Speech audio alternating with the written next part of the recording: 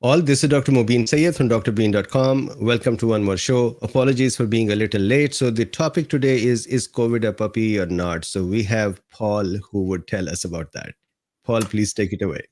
Thank you, Mubin. So we'll get into that a little later, but the question overall is whether COVID has it started off as a puppy that was irrational, hard to understand, whether it's gotten some more behavior that is more acceptable, stop running around, ripping everything up and causing trouble. And I think that perhaps it has, and I'll go through the stuff as we go forward. So let's see. There we go. So the summary is the same as the last time that I have, except mostly. It's all quiet on the COVID front. There's not a whole lot of changes occurring. The pandemic is not over, and we're past the beginning of the end. We're not at the end of the end yet, and so we're in the middle of the end. And I found the way that we can see how the COVID lethality is changing as we've looked before, and we'll talk a little more about that.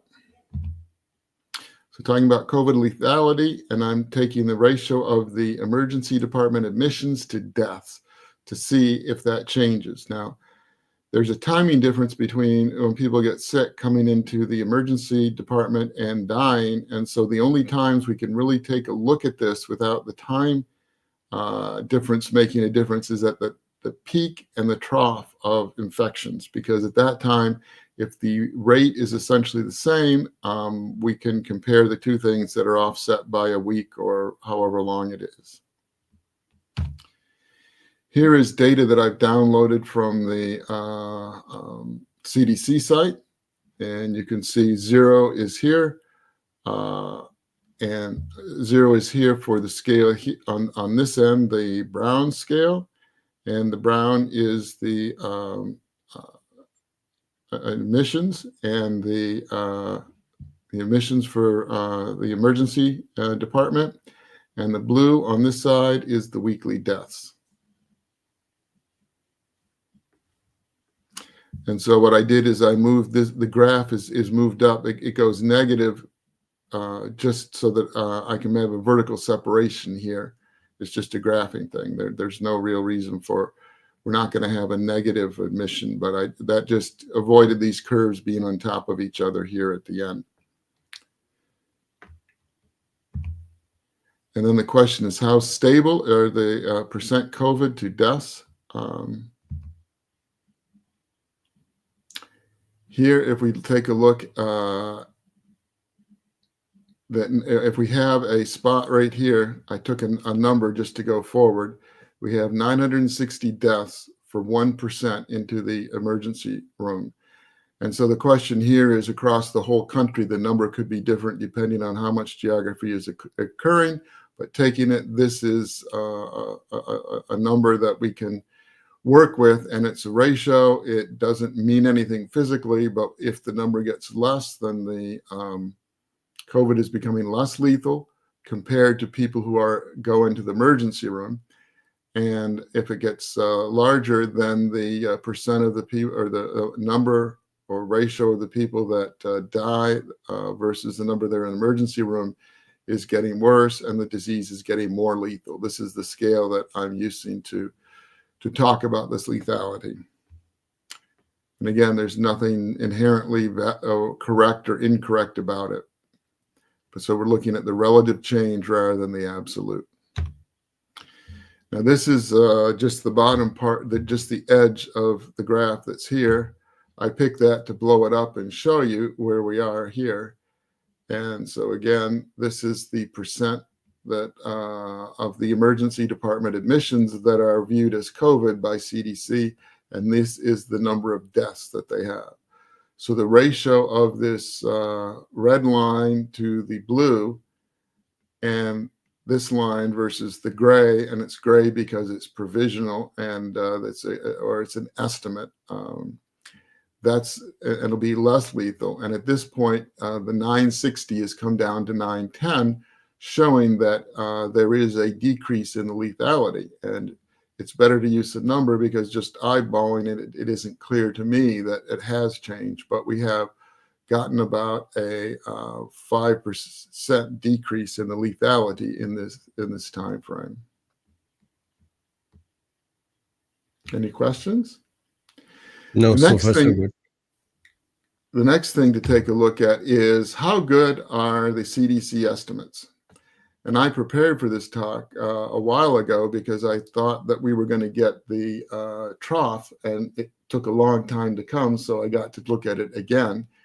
And so if we go and take a look at the numbers that the CDC has, and I downloaded all the numbers rather than a graph, and then compared the numbers from September 19th and October 31st, those were just 2 dates that I did it to see, and then larger than 1%. This are the death numbers that changed. You see, this one was changed 120%. All the deaths are positive changes. This one's over 30%, and this is the way the curve looks. Now, for the emergency department admissions, these are the differences. And there are not very many that are more than 1%.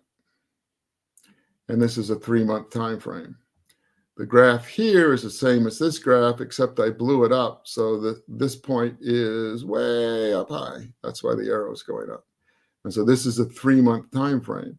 And so this shows that for 3-month-old data remains pretty much the same, but within the 3 months, there is this curve. It looks really funny. And we get a little curve here, and it may just be that these dates are just, everyone hasn't reported, and so they add up the numbers that they have. But why it jumps up like this, I don't know.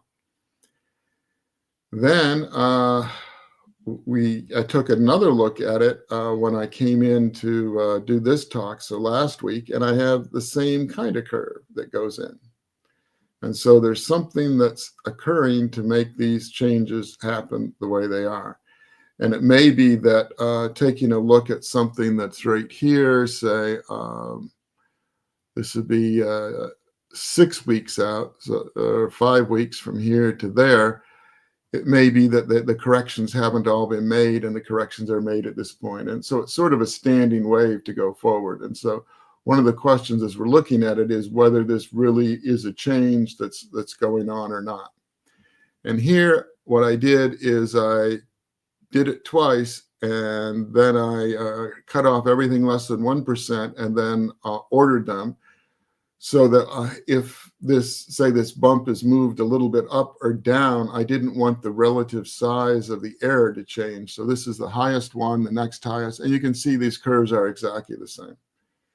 So whatever the CDC is doing in updating their numbers and getting them late or whatever, they're being consistent from the 2 times that I took a look at it. They're just the same. And so one is comparing September to October, and the other is comparing October to December. And you can see we have really the same kind of thing. Now, again, where this bump occurs may be a little different. I didn't spend a lot of time fine-tuning it, but it appears that the CDC is being consistent in what they're doing. Changing topics, I wanted to talk about the changes in COVID lethality. And COVID at 1% of emergency department admissions, which would give it the ratio of 960. And I'm using a green arrow to point out where that occurs. Now, you saw the curve that I had up above, this curve. I'm only looking at the troughs and the peaks. Here in the middle, the time difference will mean that it's very difficult to compare these two. So again, the only points I have are the troughs and the peaks in order to compare these 2 different numbers. And so what I did is this arrow here shows this is a 3-year period. Right here is the 1% point. And these are the peaks. See here, the peaks. And it's the ratio of deaths to, and if I come down and I draw a least square line, I get show that 64% of the variation is consistent with moving along. And this also says that if we follow along, we have basically one more cycle and we'll be at 0, which isn't going to occur, but that's the direction it's going.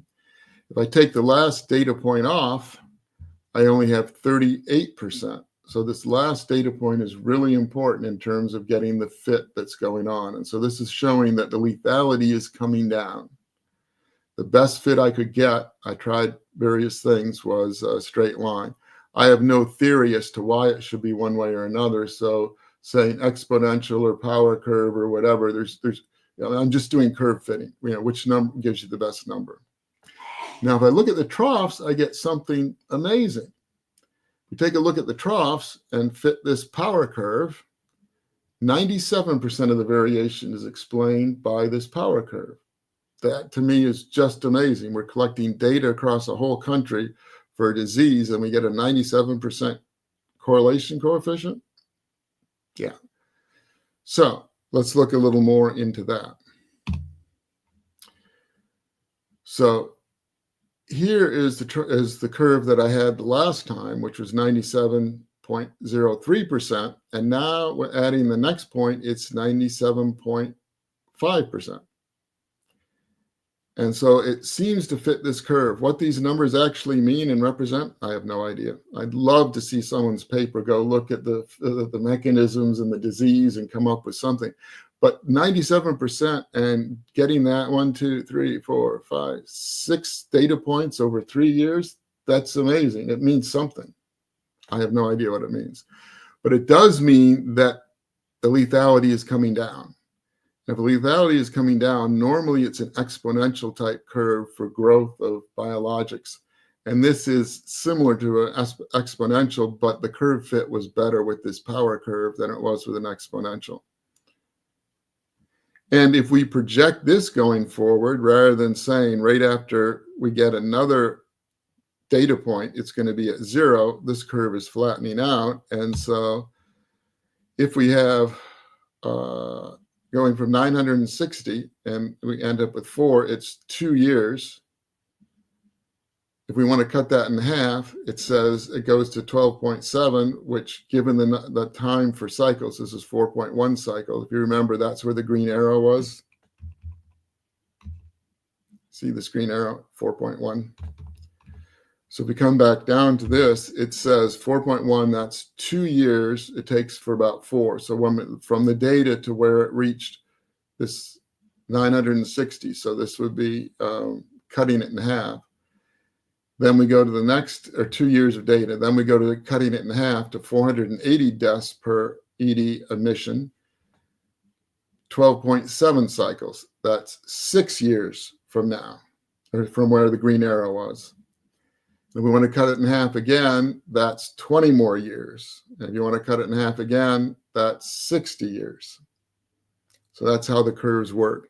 But it is saying that lethality is going down, but it's not going to get much better very quickly. Does that make sense?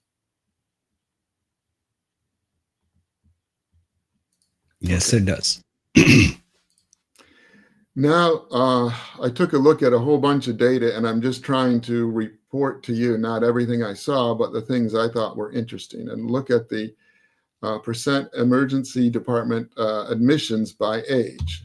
And this is what the curve looks like, and this is from December 23 to December 24. It's a year. The big red line is the average, and we have different populations that go up and down and whatever. Old guys like me, I'm not quite in that group. Old guys are up here. Younger guys like me are here and coming down. And you can see something funny happened right here.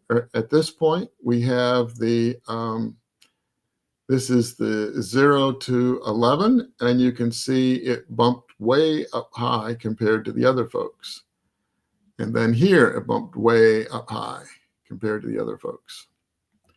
And then we had all of them that seemed sort of funny because this is the average. And so these people, some of them are just bumping up, and the same thing, sort of thing occurred here.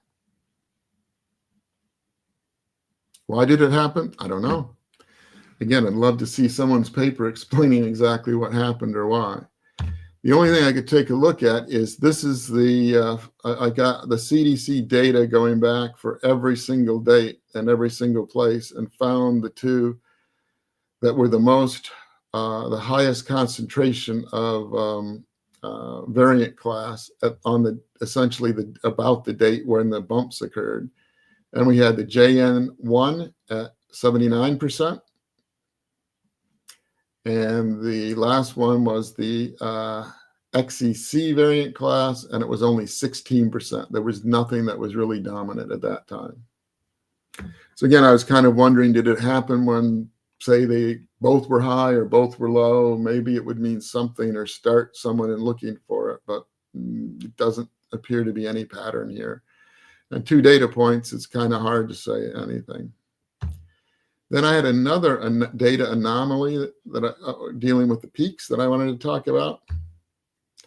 Look at this is the line that you saw before. You see, this one's high, this one's low, this one's high, this one's low, this one's high, this one's low. Usually when that kind of thing happens, it's a reporting thing. They're collecting, they didn't collect enough data here or back here, and we got excess reported here, less reported. It may be a surging of reporting. That tends to be what happens when you go high, low, high, low, high, low, and it just is alternating. It just doesn't look right. I don't think that it's the CDC themselves messing with the data. I think just the way they're collecting it, there's something else that's happening. But this kind of data, when I've dealt with an awful lot of industrial problems when I was working, when you see this sort of thing, you go find something else, and suddenly all these data points, come a lot closer to the line, or something else happens. And this alternating is usually an aberration, and it means that the data fit is probably better than 64%, but something is causing it to oscillate. And it might just be that somebody works every other time frame. If these were weeks, they're not weeks, but if they were, it might just be that one person reports differently or something like that. But something is happening here that just doesn't smell right to me. Now let's talk about the CDC reported trends that are going on. We've done that each time. This is the test positivity, and it's back down. This week was 4, week before 4.4, week before 4.3. Trend in emergency department admissions, they only gave us 2 data points. It's up to 0.6 and it was 0.5, which is the curve coming down, and that's why I was able to say that this was a trough, and so I was going to go ahead and look at the data. The trend in hospitalization rate, now people who come into the emergency department stay for a long period of time, so the hospitalization rate should follow the curve of emergency department, and you may have people that are kept longer if the emergency or the hospital isn't full than if they are, or whatever. So there's a lot of different things that occur. This is their curve that they showed, and this is the long curve. They didn't give any data. They collect the data independently. They must have a different team that does each one. And so this is their curve but it's down here, and they're projecting that it's going to keep going down. I assume these are their forecasts for the future, their nowcast thing, I believe, but I'm not sure. But they obviously color it a different color. They're not as comfortable with it. And then this last little part is even worse in terms of reliability. And then the trend in percent COVID deaths is coming down. It was 0.9, and then it went down to 0.8. And so the trough for this point might be even a little later. Quick question. Quinn, this is a question and statement, I guess, together. Wait, people are still testing? You're kidding me. So are they still testing that broadly, or just some spot tests here and there? It's fairly broad. I took a look at when they report the regions, and I think they said they had to have 300 tests in a region or they wouldn't include it.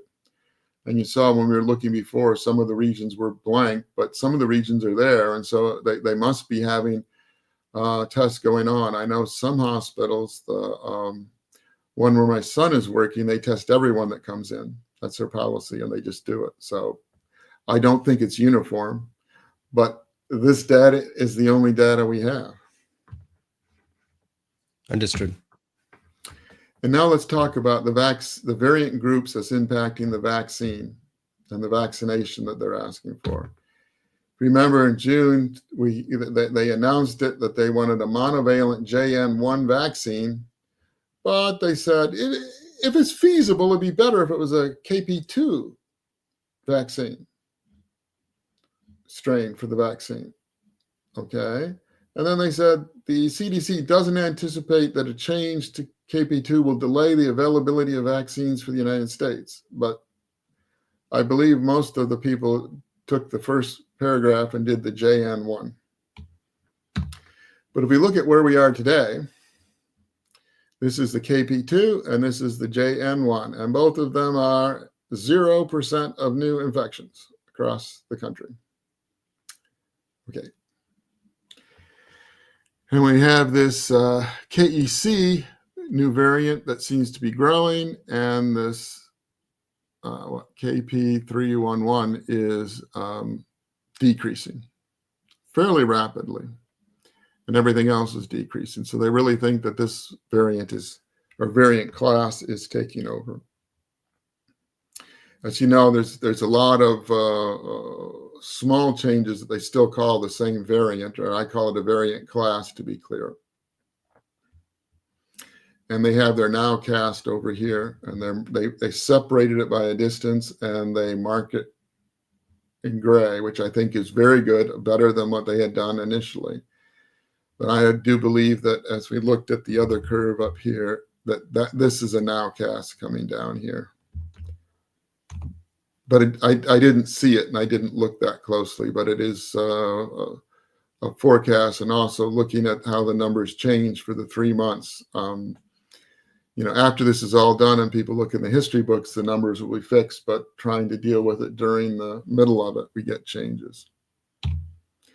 Now let's look at the current variant groups. This is the same thing from the nextstrain.com. And here's the JN1.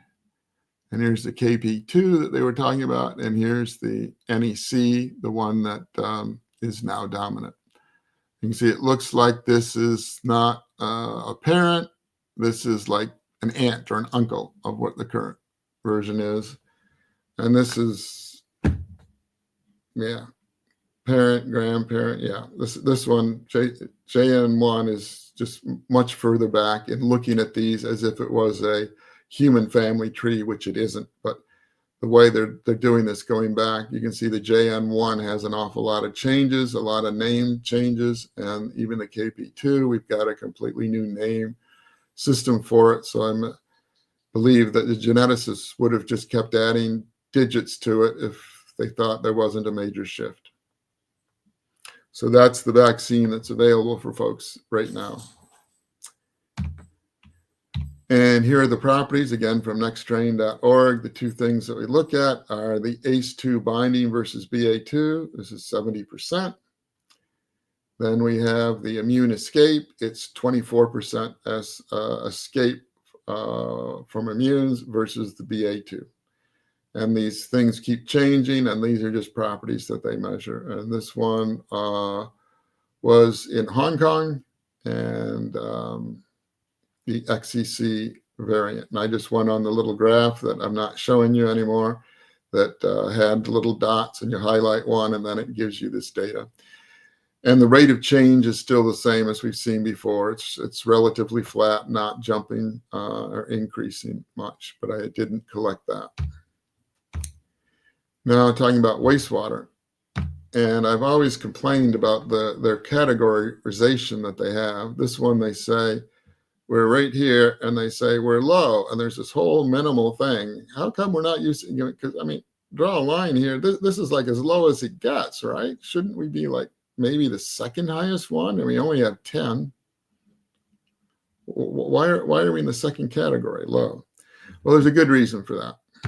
And we talk about how the CDC determines their wastewater categories. So here we go. It's on their website, but buried. For SARS, okay, first, wait, let's start up here. Okay. The baseline is a 10th percentile of the log transformed and normalized concentration data within a specific time frame. Okay. So they're not using minimum maximum. They're using a 10th percentile of the log transformed normalized concentration. Okay. And if you're dealing with SARS, they use 6 months of data. If you're talking about influenza or RSV, they use 12 months of data. And they're calculated every 6 months using the past 12 months of data.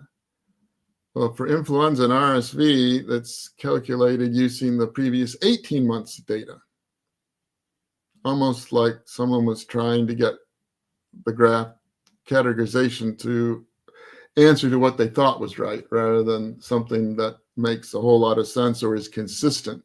Because if someone knows influenza A and has been studying it well, you would think you'd want a similar graph and categorization, but no. There's even more. We look at the viral thing, the minimum for SARS is 1.5 for the minimum. Okay, 1.5 of this log, 10% of the log normalized. For influenza, it's 1.6. And for RSV, it's 4. And for the very high, for SARS, 8. For influenza, it's 20. And for RSV, it's 20. So when I said that it didn't look like it was straight from the graph, it's not. And they tell us it's not. I just hadn't read all that stuff before. And so if we take a look here, I still have the green line on the minimum. I don't know where the 10% is, but this is 8. And so they're saying this is the very high level. And so all these things, and then you're up to 20, 20, huh? That's what they had before, right? Here, 20 for these two, for very high. But for SARS, 20 is, oh no, 8 is the very high, and then 16 is twice the very high, and then, yeah, anyway. I disagree with that, but anyway, this one comes in at the low, and so I guess between here coming down to numbers we've never seen is where the minimal goes, and that would come down to the 10% of their calculated number. So that explains what's going on, and it's just what we thought. This categorization doesn't really reflect the way I would treat the data here. And it's not consistent with how they treat it for influenza or for RSV either. Any questions or comments on that? So far, so good. Okay, so let's look at COVID lethality compared to the flu. And I think we all heard people saying, it's just the flu when it first started. So I looked and looked and looked and looked, and I don't have a good comparison, but I do have a comparison. CDC estimated 2019 to 2020, it was a moderate flu season. And they said how many people got sick, how many people went to the healthcare provider, how many were hospitalized, and how many died. So I had a 6.4% lethality of those that were hospitalized for the flu. I picked that because I found on September 7th, they had a CDC article that said that 4 out of 100,000 deaths, or 4 out of 100,000, and we had 1,034 deaths. So taking the population of the United States, and I'm sure this last digit is very accurate because it was from a federal website, says that there were 13,816 hospitalizations thereabout. And take a look at the 1,000 deaths. So that's a 7.5% lethality of those hospitalized. So I have a somewhat comparable basis for CDC data talking about hospitalization versus death. This is a whole season. This is one day. It's not ideal, but it's the best I was able to find with what I was doing. So compared to it, it's 120%. It's 120% S lethal, not more lethal. So it's not 220. It's just 120. So it's more lethal and 120%. That's the same number with the accuracy I have. It says it's the same. But we do know from the other stuff that the lethality is decreasing each cycle. And so right now, I think we can compare the lethality to 2019, 2020 entire flu season for those hospitalized. Now, do more people get hospitalized for COVID or influenza? That will change this comparison. But just looking at those in the hospital and the lethality, it's about the same and it's getting better. So it appears the world is approaching the end of COVID. It's an active disease. It's still oscillating. People still getting sick. People still dying. We have new variant classes coming out. The reinfection is occurring by COVID because we're getting the new variant classes coming out. I've seen nothing indicating any change in treatment protocols. Long COVID and vaccine injury cases continue. The actual risks are uncertain. Some of you may know Tim Spector. He's the Zoe app guy that had all the, beforehand, he did all the twin study stuff in Great Britain, and the government gave him that database. And so he did a lot of stuff. And I think he's a PhD and MD from the UK. He said in a recent interview on the Zoe thing, he said that about 10% of the people who get COVID get long COVID, and it's slightly more with each infection. So people who've had 2 infections have more than the people that had the first one, and 5 have more, almost as if there's a continual harm that occurs as we go forward. He did not say anything about what happens if people get vaccine injuries and if they get additional vaccinations. But again, if we're talking about the similarities between the two, it would seem at least some people might believe that this slight increase, and he didn't say what slight meant, whether it was a 5%, 6%, 10% increase, but he said about 10% of the people who get infected end up with long COVID. He's the only one I've heard say anything about long COVID in quite a while. So again, last slide, COVID's not over, still dangerous for some. A little dangerous for all of us who get it, continuing to change, so it's effectively and slowly decreasing its lethality and decreasing the infection like a bouncing ball slowly. So the puppy behavior, the erratic behavior, seems to be settling down and becoming more ordered, more predictable, and less damaging, just like if you have a little puppy and he becomes more like a dog, he becomes less erratic, he destroys fewer things, he's easier to predict and control. So that's my thing, and I do believe that COVID is no longer a puppy, it's becoming a dog. Thank you very much. Good connection from the beginning to the end. So thank you very much for the insights. Lots of people, lots of comments. Just one comment for the audience here. Tomorrow, I will do a lecture at 9 a.m. my time, Pacific time, and 12, I believe, Eastern time. We will be talking with Dr. Cyrus about how to regenerate mitochondria with foods and herbs. So I think that is a really good one. And of course, it will be recorded as well. You can watch it later. But tomorrow morning at 9 o'clock, we'll be live again. There's a question here from Svetlana. Do you know why remdesivir is still a standard protocol for COVID treatment? Should I let you answer this, Paul? I don't know. I would think that once organizations try to avoid political risk, they try to avoid legal risk, companies selling products want to keep selling them. It seems like continuing the treatment that you've had before that hasn't created big lawsuits and doesn't create liability for organizations and following protocol, it seems like people will keep doing it. Yep. So with this, Paul, thank you so much for the stats, for collecting them, for putting them together, presenting them, and for your time and insights. And Cool Beans, thank you very much for being here. Tomorrow, I'll see you at 9 o'clock Pacific time. Bye for now.